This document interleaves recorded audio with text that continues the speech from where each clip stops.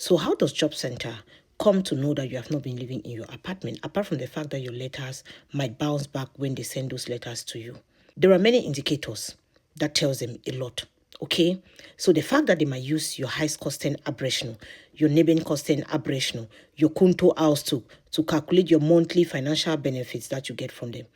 These are also the indicators that tell them if that apartment has been in use, when it has been in use, and when it has not been in use. For example, they might be asking you your Heiskosten Abrechnung for the previous years. Maybe they can tell you from 2 years back, and they'll be comparing the consumption data, okay, between these years.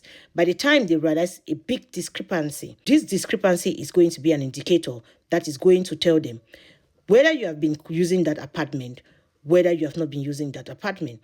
And then now coming to your Kontoauszug is also going to tell them if you have been in town or not.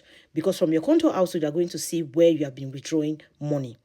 When you withdrew that money, where did you withdraw this money? Like what city, what country, what town, or wherever you've been.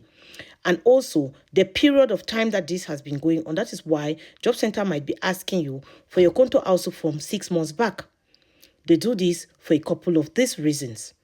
So by the time you might be wondering how Job Center come to know about some certain information, you handed it to them, and you are forced to hand this to them because you have what we call Mietwirkungspflicht. By the time they're asking you these documents and you don't hand it to them, they will not be paying you your money. So you are forced to hand the documents to them.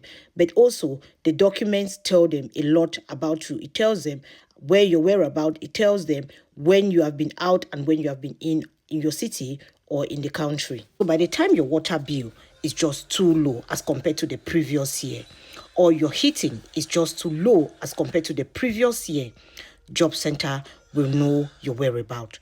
And then plus your Kontoauszug, they're going to put all this data together, and they're going to find out if you have been living in that apartment or you've not been living in that apartment.